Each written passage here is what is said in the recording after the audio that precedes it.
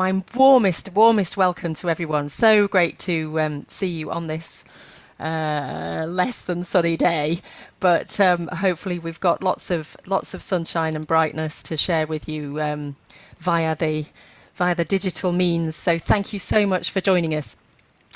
Before we get going properly, there's just a few short points of housekeeping.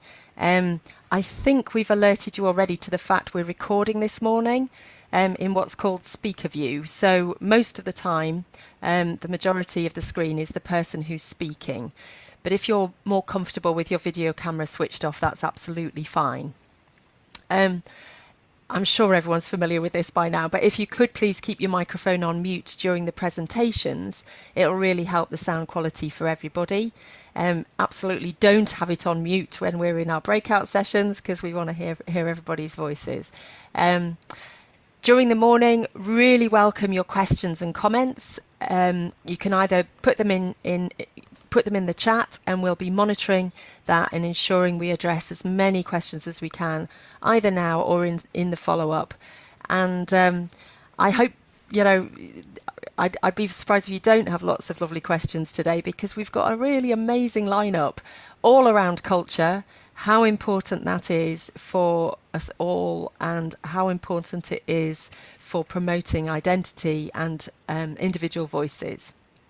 It's important at any time, but particularly I think during these isolating times, it gives us a chance to reflect on our diverse culture and just how wonderfully liberating and enriching for us all when someone finds that voice and uses it well. So I know we all know this, but we are so lucky. We've got a myriad of fascinating voices here in West Yorkshire, and we'll be hearing some of them later this morning. But before that, it's great to share some thoughts with you on how we've been doing over the last few months.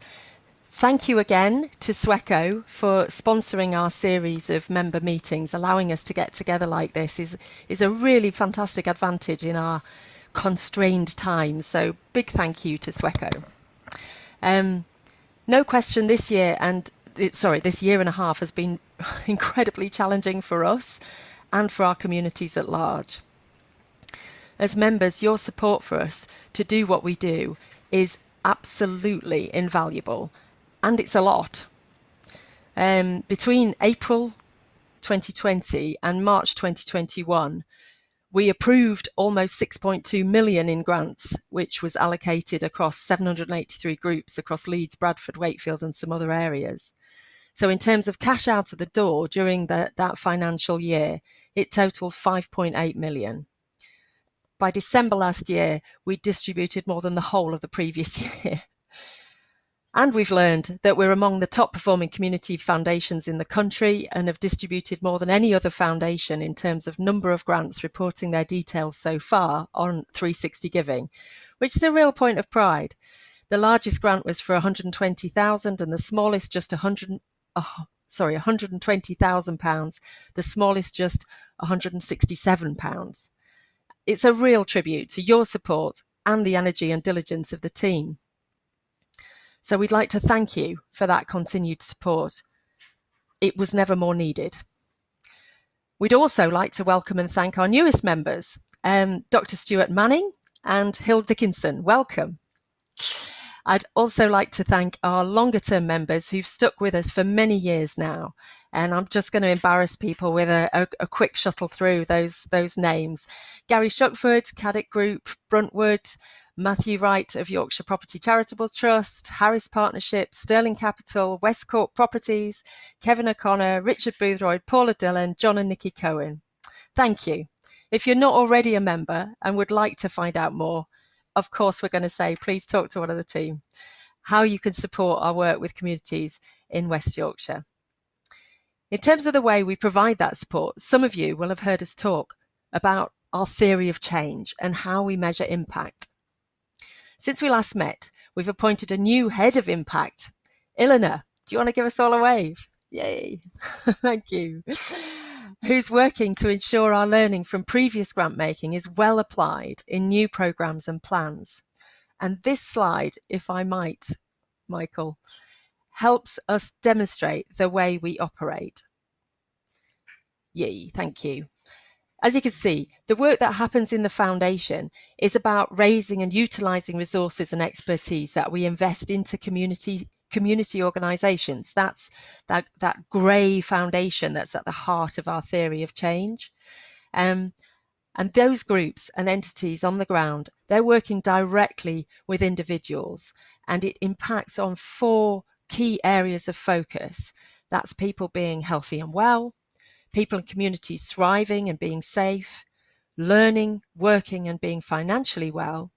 And then the final pillar, if you like, is people, experience and playing. This is the outcome we're going to focus on today. Thanks, Michael. That can skip off again. It's important, especially given our circumstances now, and a little bit unusual for a foundation like ours. But we have taken that decision to focus and highlight the whole individual, the whole person. How are they engaged, nourished beyond their physical requirements to engage, if it doesn't sound too fanciful, their spirit and their soul. So experiencing and playing is everybody's right. It's living rather than simply existing. And culture, heritage, sport, nature, and the environment all offer experiences that broaden people's horizons, add new dimensions to people's lives. But oftentimes, there are still barriers to accessing these opportunities. We've run a number of programs over the years that have helped people with experience and play, and that, I'm sure some people will be familiar with some of these names. Anne Maguire, Pears Youth Fund, Jimbo's Fund, Healthy Holidays, Wesleyan Fund, I Will, Leeds Parks Fund, the Leeds Fund. They've all supported thousands of people across Leeds, Bradford and Wakefield. But today we're talking about the Moan Westlake Arts Education Fund. The Moan Westlake Trust is a family trust that's been a real friend to this foundation and to Leeds. We've been thrilled to reach deep into communities with a substantial offer of funds, really engaging authentic voices and allowing them to express themselves loud and clear. And the team have been really inspired by some of the work generated through this fund at a time where arts and culture have really been hugely affected by the pandemic. We wanted to highlight a new fund supporting the sector, and particularly the young voices across the sector. I think all of us know Leeds has and Bradford have an array of world-leading arts organisations, buildings, celebrations, carnivals, festivals, theatre, performance, visual arts, instrumental, literary, much, much more. And in partnership with the Moan Westlake Foundation, we've launched the Moan Westlake Arts Engagement Fund in 2020 to support projects which are particularly focused on young people up to the age of 20 or young people up to the age of 25 with disabilities. And the fund has supported 9 groups across Leeds and distributed over £120,000. And we're joined today by 2 community organisations who receive funding, and I'm going to get straight on so they can talk about their projects, which is the point of today.